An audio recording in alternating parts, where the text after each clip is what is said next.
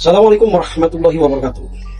Jumpa lagi bersama saya, Bang Mutar, di channel Bala Misteri.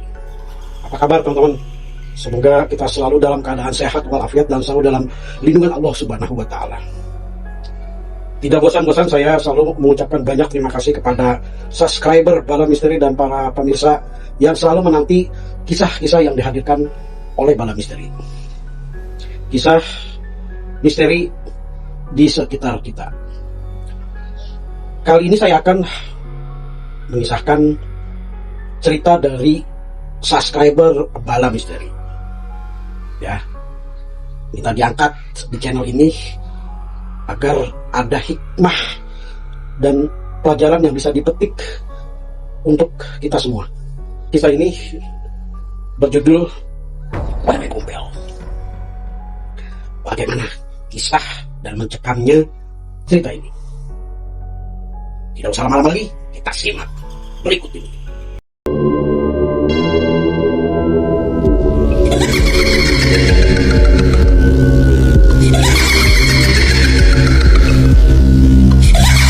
Cerita yang diangkat dari sosok makhluk yang cukup familiar, cerita mitos ya, yang sering kita dengar mungkin teman-teman di masa kecil dulu. Sosok Wewe Gombel yang sejarahnya itu berasal dari Gunung Gombel. Nah, dari kisah ini rekan kita, subscriber kita mengalami sesuatu yang bisa dibilang sosok perwujudan makhluk itu adalah sosok yang sering kita kenal dalam kisah-kisah atau cerita-cerita mitos, yaitu sosok Wewe Gombel. Sebut saja Santi, nama samaran. Pada saat itu Santi berusia 9 atau 10 tahun, usia belia atau usia masa sekolah SD, sekolah dasar. Anak yang tidak banyak bicara, dikenal pendiam, penurut, berbakti kepada kedua orang tua, dan rajin ibadah. Santi adalah anak ketiga dari 5 bersaudara. Orang tuanya mendidik keras. Pendidikan agama dan moral itu menjadi hal yang fundamental dalam kehidupan sehari-hari. Hidup yang sederhana di rumah pedesaan yang umumnya rumah-rumah yang cukup kita kenal dengan khas perumahan perkampungan di khususnya daerah Jawa Tengah. Satu ketika di desa tempat Santi tinggal, datanglah seorang parubaya usia sekitar 50 tahunan, sebut saja Pak Burhan, nama samaran. Memiliki kelebihan yang tidak umum kebanyakan manusia biasa. Pak Burhan sering menolong pasien-pasiennya yang mengalami gangguan-gangguan gaib dan mengobati beberapa penyakit non-medis. Tetapi bagi San, sebagai anak yang belum memiliki banyak dosa dan tekun dalam menjalankan ibadah dan rajin melakukan puasa sunnah Senin Kamis, dengan kebiasaan itu membuat kepekaan dalam diri Santi. Anak-anak di pedesaan itu yang sering bermain bukan hanya di kalangan anak-anak, kalangan orang tua dewasa pun bermain di padepokan yang didirikan oleh Pak Burhan. Konsep padepokan yang dibuat oleh Pak Burhan dengan konsep landscape yang rimbun dan sejuk, yang terdapat beberapa saung-saung tempat berkumpul para warga, tamu dan pasien Pak Burhan. Satu ketika teman dari Santi, Sohib, ya, teman satu frekuensi dengan Santi, sebut saja Romlah. Pada saat itu Romlah berniat untuk mengajak Santi bermain ke padepokan Pak Burhan. Dengan rasa berat, Santi menolak ajakan dari Romlah.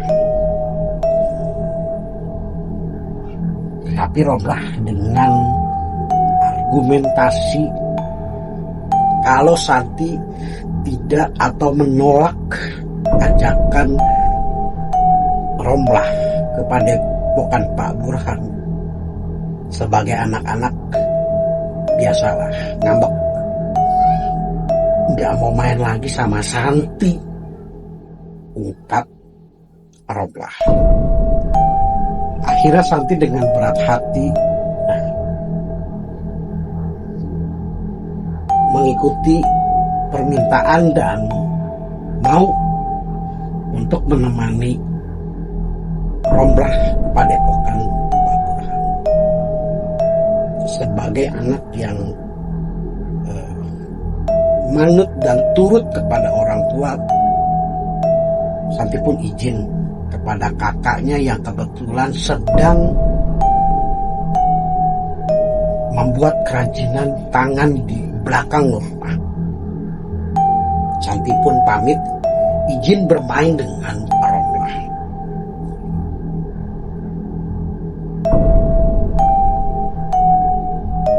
Sampailah Santi dan Romlah di padepokan Pak Burhan. Dari kejauhan, Pak Burhan melihat Santi bersama Romlah. Seolah ada sesuatu yang dirasakan oleh Pak Burhan. Lihat dari kejauhan, Pak Burhan berbisik kepada santri yang berada di sampingnya. Saat itu terlihat beberapa saung berkumpul warga anak-anak. Bahkan di satu saung anak-anak sedang berkumpul dan sedang melantunkan syair-syair. Santri-santri Pak Burhan membantu kegiatan keseharian di padepokan.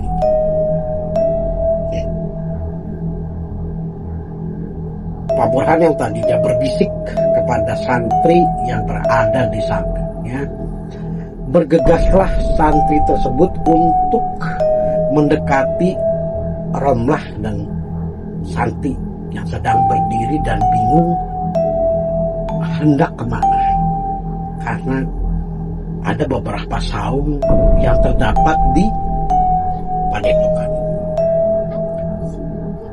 Adik, siapa namanya? Saya Romlah, Om, jawab si Romlah.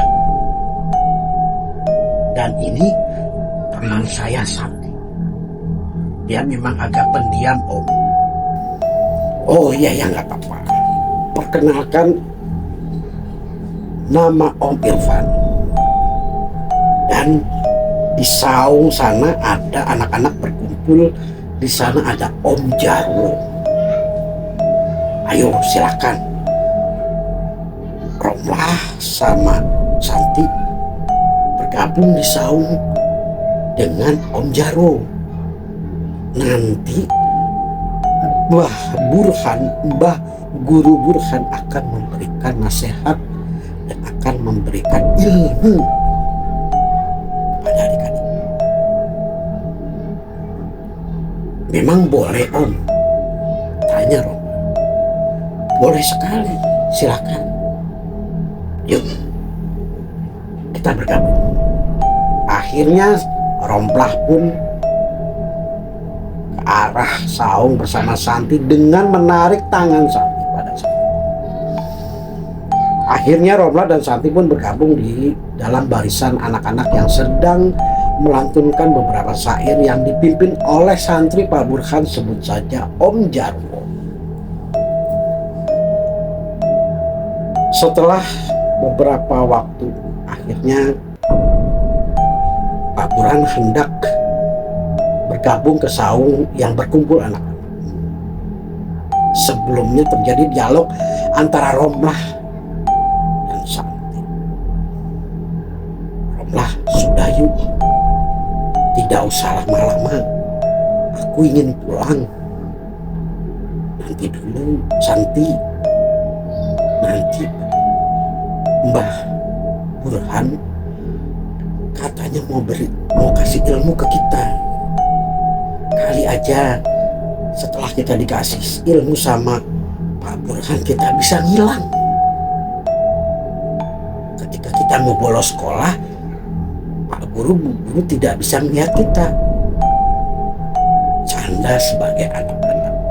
Ya, namanya anak-anak. Polosan dan apa yang dia sampaikan, apa yang dia bicarakan, apa yang terlintas di dalam pikiran. Dengan gelagak tawa Romplah. Kamu Romplah bisa aja, mana bisa manusia ngilang. Emangnya Boy Gombel bisa ngilang? Hus, jangan bicara begitu. Pak Mali, jawab Romplah. Tidak lama dari kejauhan, Pak Burhan pun beranjak hendak bergabung ke saung tempat anak-anak berkumpul. Dengan blangkon berwarna hitam, baju pangsi dan kaos yang bergambarkan tokoh pewayangan. Dengan badan yang besar penuh wibawa, Pak Burhan pun bergabung dan duduk di sisi depan dari barisan anak-anak. Gaya bahasa Pak Burhan yang cukup sederhana dan mudah dipahami oleh anak-anak, sehingga mereka larut dalam nasihat dan pembicaraan yang disampaikan oleh Pak Burhan.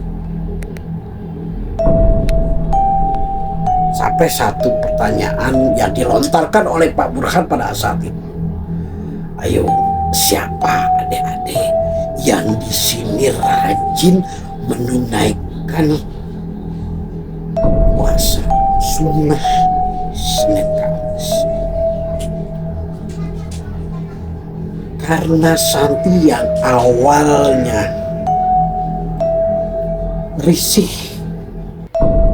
dan ingin buru-buru kembali pulang, dengan gaya bahasa Pak Burhan, Santi pun mengikuti dengan baik dan seksama.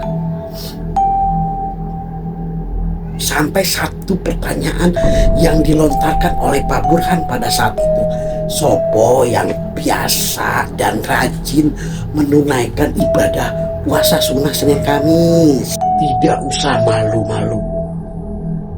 Mbah Guru akan memberikan ilmu kepada adik. Karena Santi yang pada saat itu unjuk jari sendiri ketika dia perhatikan ke kanan ke kiri, hanya dia yang unjuk jari, buru-buru Dia turunkan tangannya dan malu merunduk. Romlah sebagai temannya pun melirik ke samping Santi. Santi, itu kamu dipanggil sama Mbak Guru. Sana cepetan ke depan.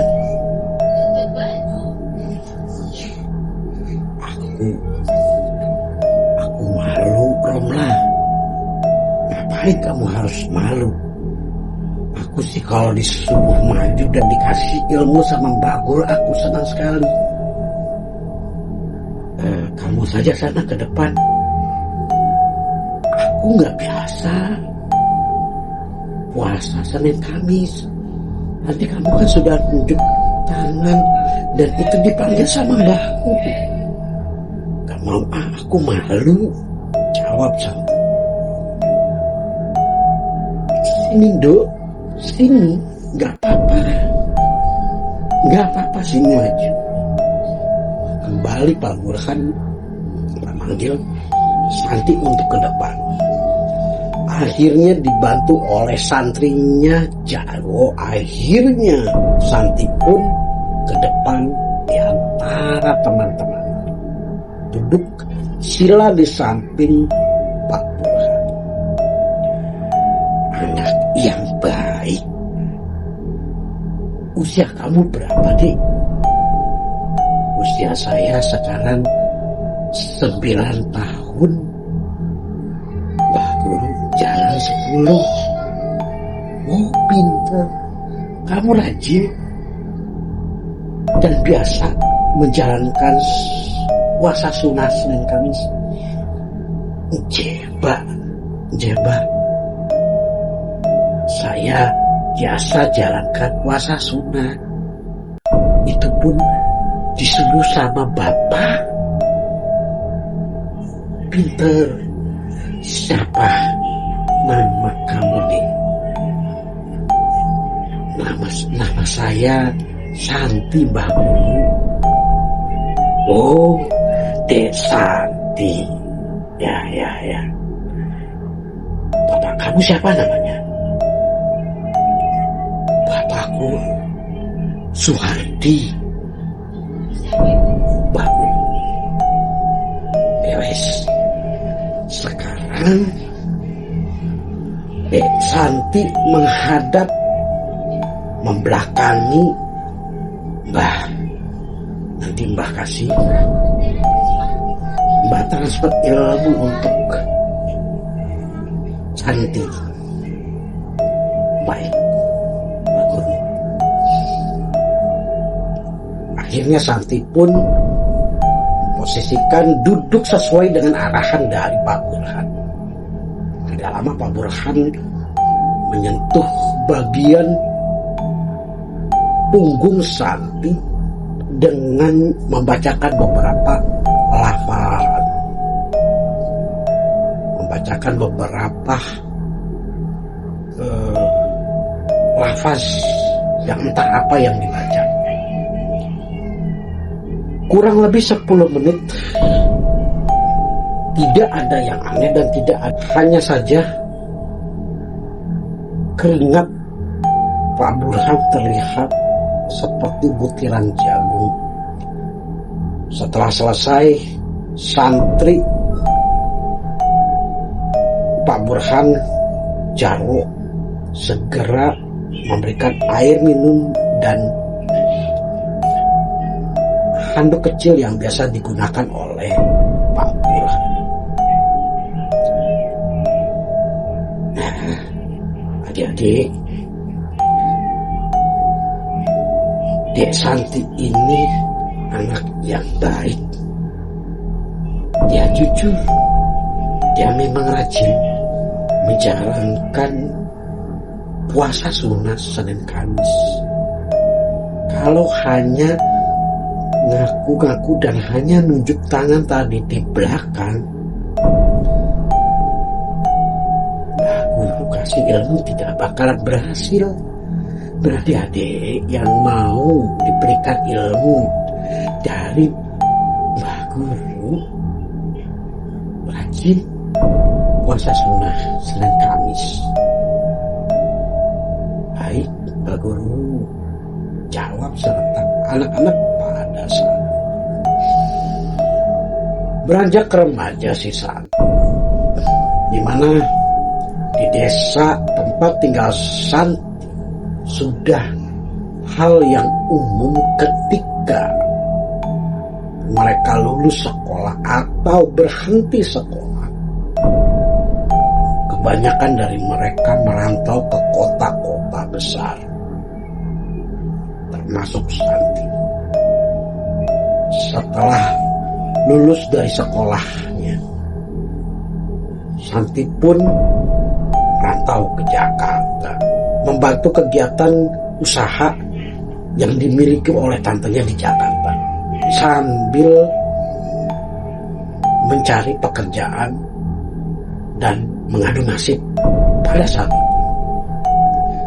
Yang pada akhirnya Santi pun diterima di salah satu hotel yang berada di Jakarta sebagai room girl.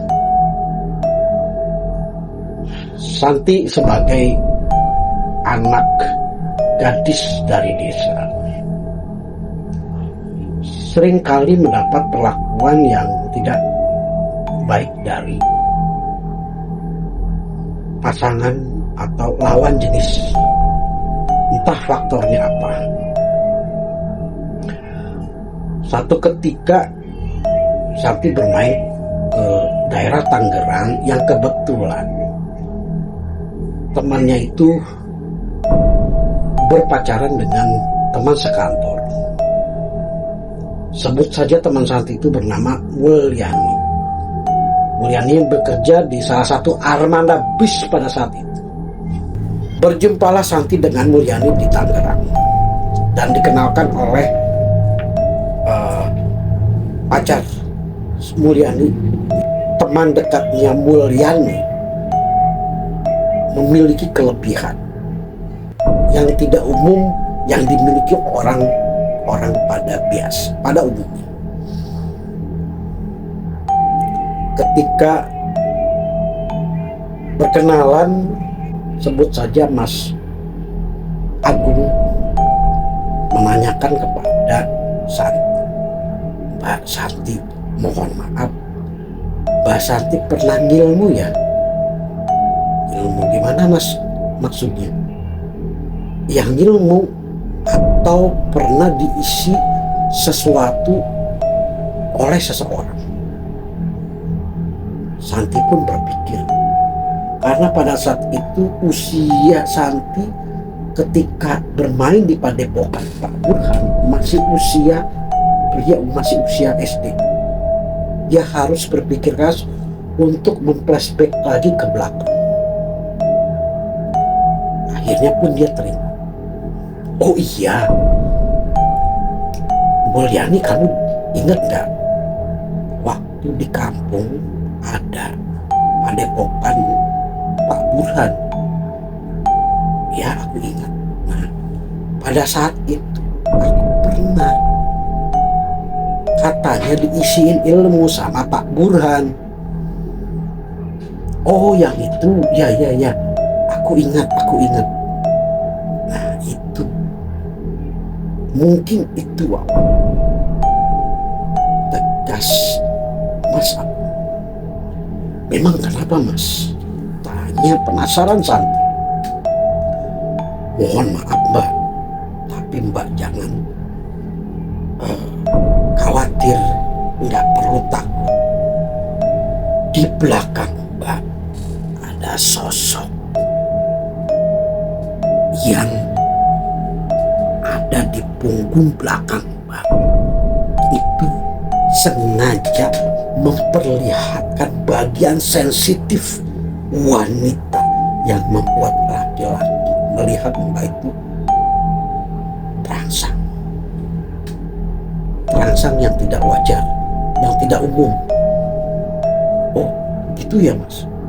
Ya, maksudnya sih bukan orang itu sengaja mengundang sosok makhluk di tubuh Mbak Santi, bukan. Tapi dari rafalan-rafalan yang dilakukan oleh orang tersebut mempengaruhi sosok yang akhirnya mendatangi Mbak Santi dan nyaman di tubuh Mbak Santi. Dan celakanya, sosok yang berada di tubuh Mbak Santi itu sengaja memperlihatkan bagian atas sensitif dari wanita itu, sehingga laki-laki melihat Mbak Santi seolah terdorong hasrat nafsu yang tidak wajar. Oh, begitu Mas. Ya, pantas saya sering kali berkenalan dengan laki-laki, sering saya diperlakukan yang tidak senonoh. Iya, seperti itu. Ya sudah, baiknya gimana Mas saya? Ya kalau mau dibuang harus cari praktisi, paling tidak orang pintar yang mampu mengusir makhluk yang ada di Mbak Santi. Itu ya. Ya, karena nanti satu ketika akan ada efek yang tidak bagus bagi keberlangsungan kehidupan bangsa. Singkat cerita, di perjalanan hidup Santi yang hidup di kota Jakarta, akhirnya dia berjodoh dan menemukan pasangan hidupnya, seorang laki-laki yang bertemu di gedung tempat dia bekerja dan menikah. Sampai satu ketika rumah tangga Santi sempat terjadi gejolak, terjadi konflik yang hampir berujung kepada perceraian.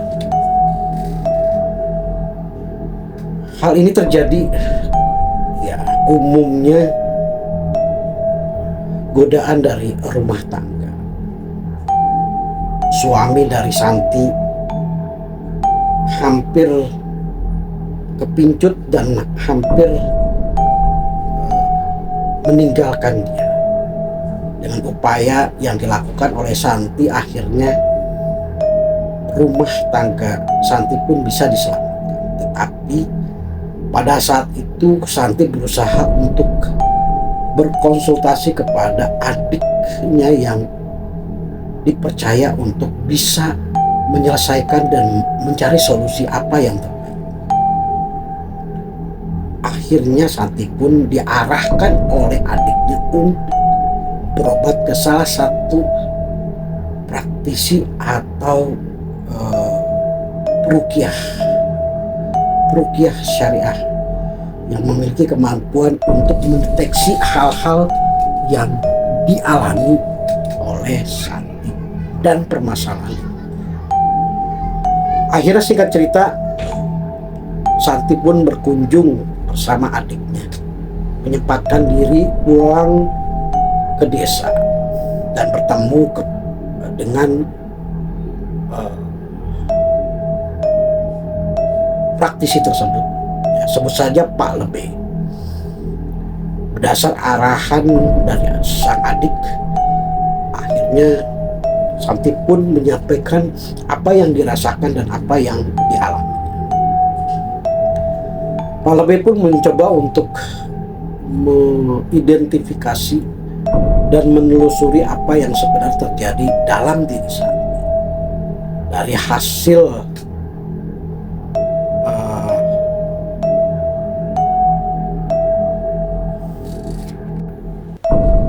hasil penerawangan yang dilakukan oleh Pak Lebe, hal yang sama ditanya oleh Pak Lebe kepada Santi.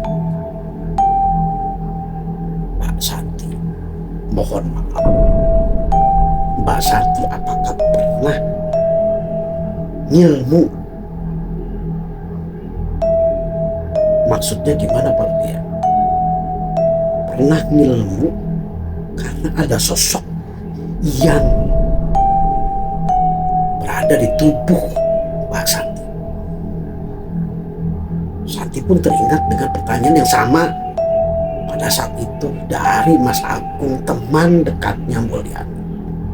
Oh iya, benar Pak, saya pernah ditransfer ilmu oleh praktisi orang pinter yang pada saat itu ada di kampung, ada di dekat desa. Nah itu sosok ini adalah sosok Wewe Gombel yang sengaja memperlihatkan bagian sensitifnya di atas, seolah laki-laki yang melihat Mbak Santi itu berhasrat. Dan celakanya sosok Wewe Gombel ini tidak suka dengan suami Mbak Santi. Ketika suami Mbak Santi melihat Mbak Santi jijik, bau jorok, dan ini ada pengaruhnya juga dengan perempuan yang sengaja mengirimkan sosok nenek-nenek yang memang bertugas untuk menghancurkan rumah tangga Mbak Santi. Sosok nenek-nenek yang buruk sekali mukanya, bau jorok. Mereka berkolaborasi untuk menghancurkan rumah tangga Mbak Santi. Wewe Gombel punya niat yang memang tidak mau Mbak Santi itu berumah tangga. Kalau bisa single sendiri, dan itu terpancing agar banyak laki-laki yang berniat jelek kepada Mbak Santi. Sementara nenek-nenek yang rupanya buruk sekali ini kiriman dari musuh Santi, wanita yang mencoba untuk menghancurkan rumah tangga Mbak Santi. Mereka kolaborasi, dua sosok yang saat itu berada di tubuh Mbak Santi. Gitu ya Pak, sebaiknya saya harus gimana? Ruqyah, Mbak Santi harus diruqyah. Ya sudah Pak, kalau memang itu yang terbaik lakukan. Akhirnya Santi pun diruqyah oleh Pak Lebe. Silakan Mbak Santi berwudu dulu, kemudian kembali. Air Mbak Santi bawa Pak Lebe. Adiknya yang mendampingi Mbak Santi pun sudah menyiapkan air. Pak Lebe dengan menggunakan sarung tangan mencoba untuk membantu meruqyah Santi. Pada saat itu beberapa ayat-ayat ruqyah dibacakan oleh Pak Lebe. Spontan suara jeritan pun terdengar dari Santi.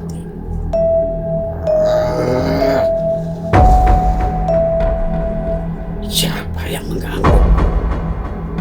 Tiba-tiba suara Santi berubah. Suara yang lirih, serak, berat.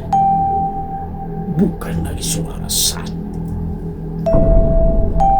Siapa yang mengganggu? Kamu siapa? Berada di tubuh wanita ini. Aku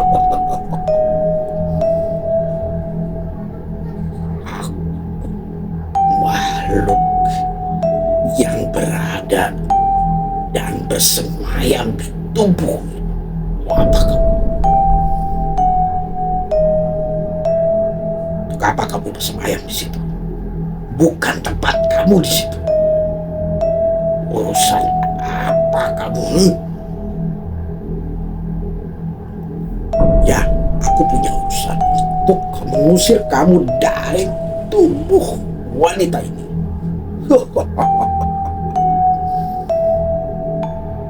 Aku sudah bersemayam dari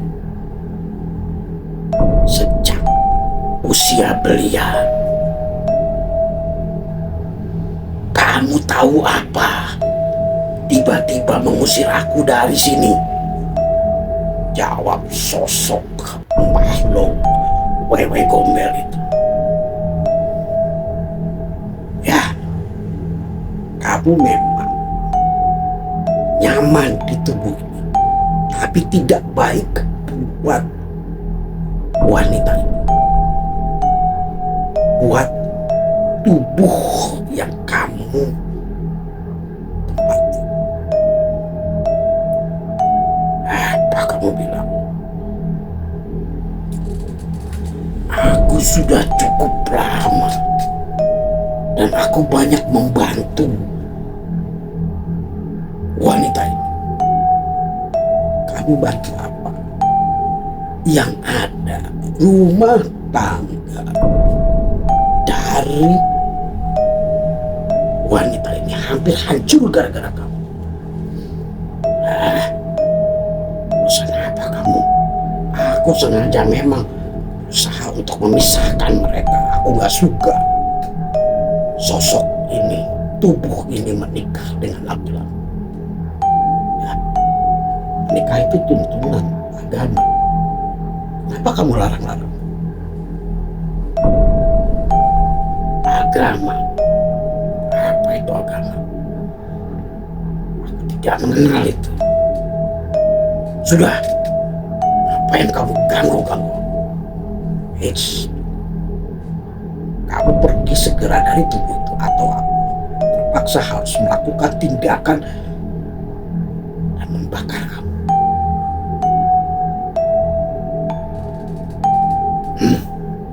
Kamu mengancamku. Silakan saja kalau bisa. Akhirnya Pak Lebe pun melakukan beberapa gerakan-gerakan dan mengeluarkan lafaz-lafaz ruqyah. Beberapa lafalan dengan beberapa rafalan yang menjadi ayat-ayat ruqyah. Berteriak Santi begitu keras. Suara berat kembali terdengar. Panas. Panas. Cukup. Cukup. Ya. Aku tidak akan berhenti sebelum kamu tinggalkan tubuh ini. Aku tidak mau. Aku sudah nyaman di tubuh ini. Ngapain kamu usir-usir aku? Kamu sudah terlalu banyak membuat orang ini celaka. Dan orang ini sudah tidak berkenan untuk kamu bersemayam di tubuhnya. Urusan apa dengan kamu? Biarkan aku di sini. Kamu harus Bismillahirrahmanirrahim.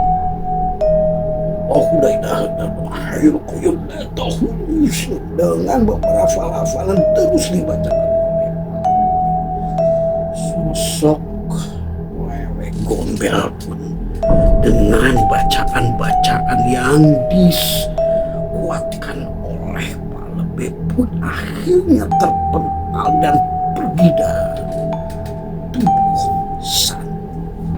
Tersungkur Santi dari tubuhnya dan dibantu oleh adik. Keluar muntahan yang begitu pekat dan dibantu dibersihkan oleh adik. Tidak lama setelah Santi tersadar, tiba-tiba sosok makhluk lainnya pun masuk ke dalam tubuhnya. Ternyata sosok nenek-nenek yang dikirim oleh wanita yang sengaja ingin menghancurkan rumah tangga. Nenek-nenek yang jelek, buruk bau. Siapa lagi kamu?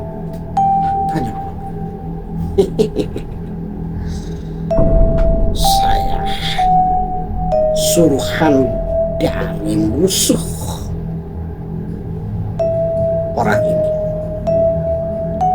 Apa tujuan kamu menyerang dan berada di tubuh wanita ini?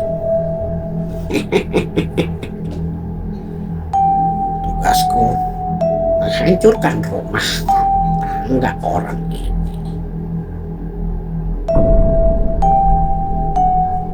Terus setelah hancur, kamu dapat apa?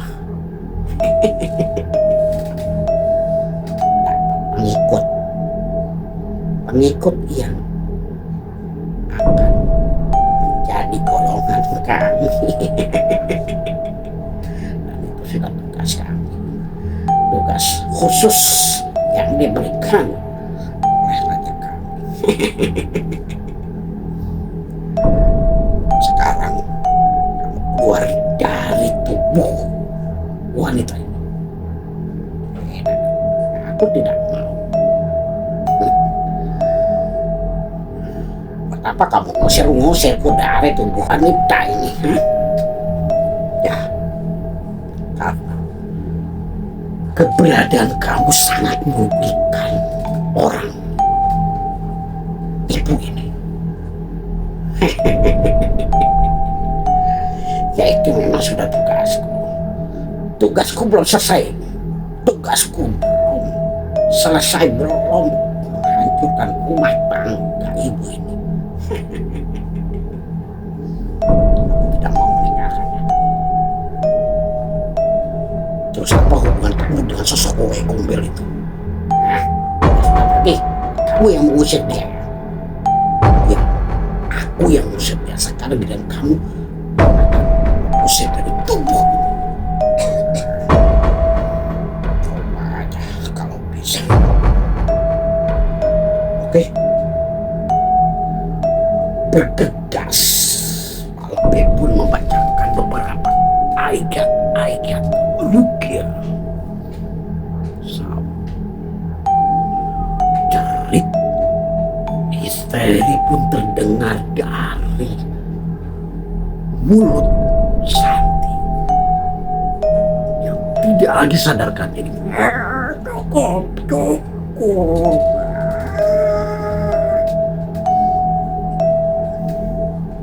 Panas.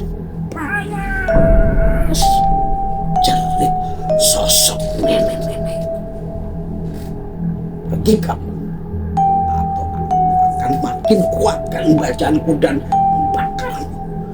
Tidak baik. Aku akan pergi. Cukup. Terus lebih tanpa salah lagi membacakan ayat-ayat ruqyah. Aku pergi. Aku dan akhir kembali Santi pun tersungkur dan mengeluarkan muntahan cairan yang pekat. Segera sang adik membantu. Mbak, tolong air putih tadi bawa ke sini. Baik, Pak. Sang adik pun membantu dan meminumkan air putih setelah dibersihkan area dan tubuh Santi. Selesai dilakukan, ya terlihat wajah Santi lebih berseri, lebih segar ketimbang sebelum dilakukan ruqyah. Dan Santi pun merasa tubuhnya lebih ringan, lebih enteng. Dan akhirnya rumah tangga Santi pun bisa diselamatkan. Sang suami yang awalnya mudah tersinggung dan mudah marah-marah, pelan-pelan mulai kembali ke Santi dan ke anak istri.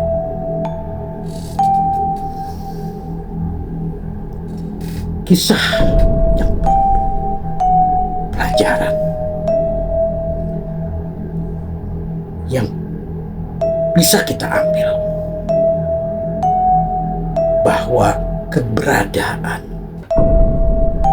sosok makhluk, entah itu wujudnya dengan sebutan wewe gombel, kuntilanak, genderuwo, apapun sebutannya, itulah iblis dengan berbagai wujud dan sebutan yang ada yang mungkin kita kenal, apapun bentuknya. Tetapi yang paling terpenting untuk kita adalah meyakini, karena gaib itu memang ada dan yakin. Tetapi jangan sampai kita mengikuti rayuan, godaan iblis dan setan.